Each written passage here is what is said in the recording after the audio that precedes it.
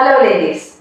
Welcome once again to Satyn's sweet podcast series on the mentoring circle. And today we have with us Janaki Karnaratne, lead group corporate affairs at Hema's Holdings.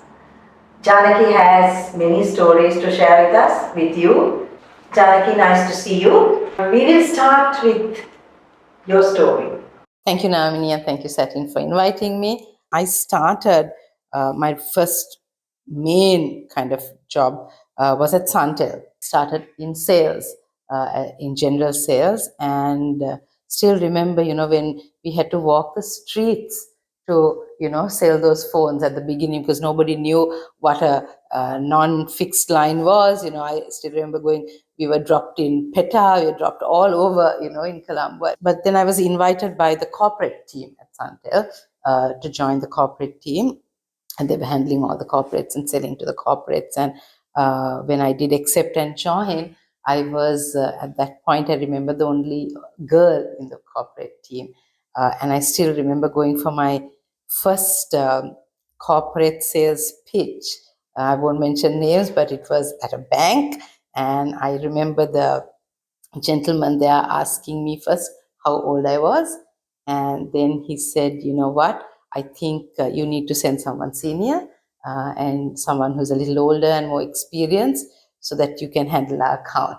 I remember going back and thinking, gosh, if my age and the fact that I didn't have enough of experience was going to define who I was, I felt that I needed to change. I never questioned the fact that maybe that person was looking at it the wrong way. So I determined on that day that I will only wear sari to make myself look older. And I continued for the 9 years I was at Santel. I continued to wear sari because I wanted to look the part. Never question the fact that, maybe they should have looked at me differently. But I loved every minute at Santel. And, when you're in sales, there's never a dull moment.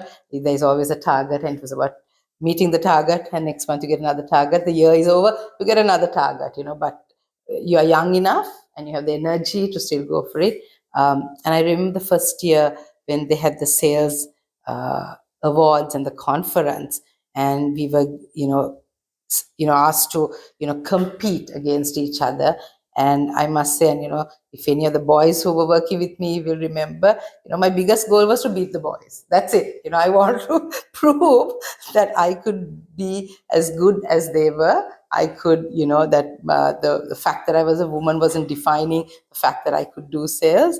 So that the first year they had that awards, I remember winning that. And the motivation was, of course, they sent me to the Ice Hotel in Sweden. And I would have never been able to afford it at that point. It was such an amazing experience.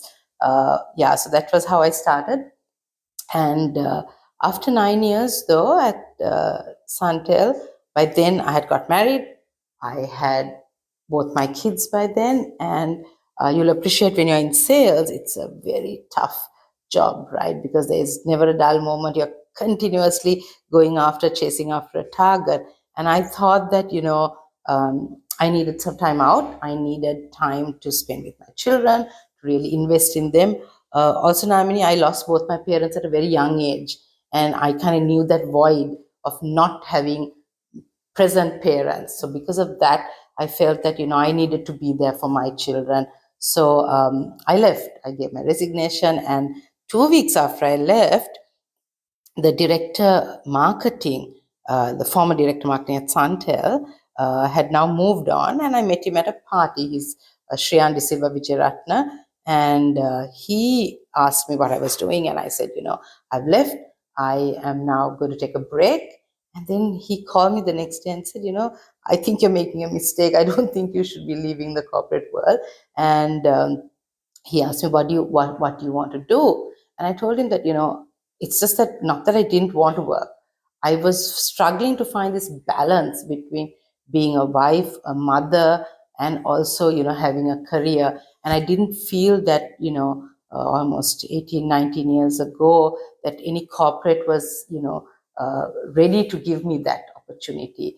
And he said, listen, there's an opportunity at Microsoft, not a sales role at all, actually, This is something he had noticed, that which I was doing, which was I was passionate about CSR. I was involved in school, I was involved in Rotaract and things like that, and he had noticed my passion, and he said, there's an opportunity for you to convert your passion into a career if you're interested.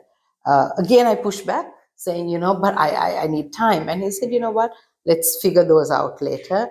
And then I had to, the interview was in Sri Lanka, and also had a interview with the Singapore office, and I got the role. But I think the most important thing I would like to say is it wasn't getting the role, but having evolved bosses or men at that point who were also willing to understand what a woman would go through, understand the fact that she needed time and her role was different to a man, and was evolved enough to give me that opportunity to work anywhere from anywhere, basically, when flexi hours and things like that were unheard of in Sri Lanka. I would come in to office when I could. I would walk out to go and pick my children at 12 o'clock. And some of the boys may had issues, but I think, those they soon learned that, my work didn't suffer. So, I mean, I think while you do get these opportunities, it's important to make sure that your work doesn't suffer. There are days when after the kids went to sleep, I would be up till sometimes 11, 12, 1 in the morning, finishing my work, finishing emails, getting on top of my work, so that, I had a good balance. And I was very grateful that I had the opportunity. So to make sure that happened. And I will, the fact that I had the flexias really, really came into play when my son later on was diagnosed with being dyslexic, and he couldn't, he struggled to read and write, and I had to read 8 books to him because he just couldn't read and internalize as well. And sometimes I'm a Christian, so I believe that God had a hand in all that. He knew the future, so he gave me a job where I could juggle both, and that really, really helped me until my son finished his O-levels and then went on to university. I was at Microsoft, and then again, I started putting my running shoes on, wanting something different. And that's when again I was invited to join HEMAS. Yeah, so if there was one main reason why I joined HEMAS, it's because HEMAS was on its purpose journey. HEMAS had really looked for the reason, of being a company. Was it just only to make profits, or was it bigger than that?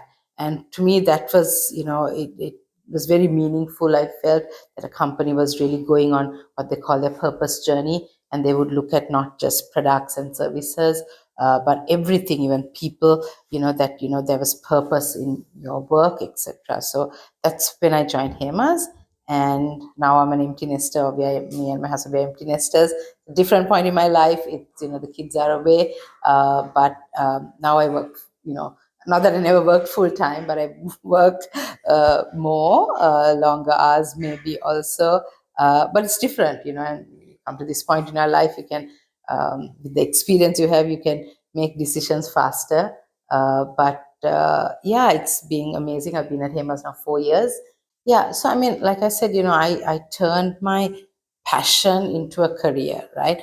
And it's so at that point, when I started at Suntel, I loved sales. I like going after targets. Whatever it is, I like going after targets. But my passion area was, helping the community.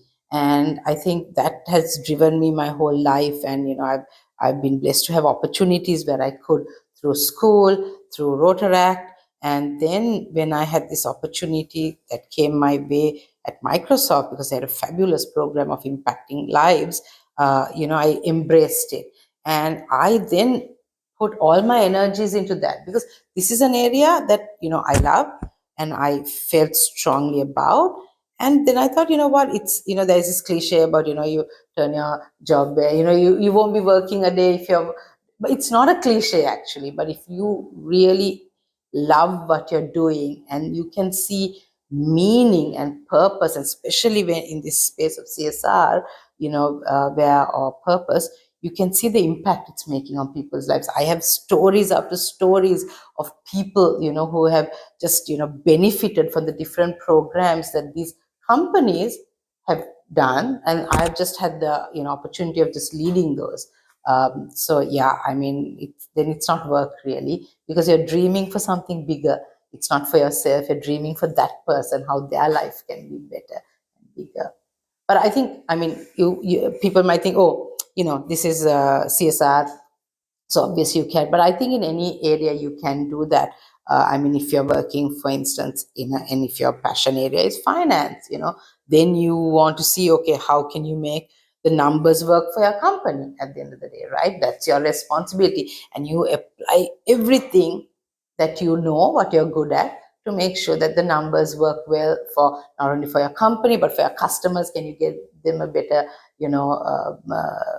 price point or something like that? So it's about deciding that what you are really good at and applying it to impact other people of their lives.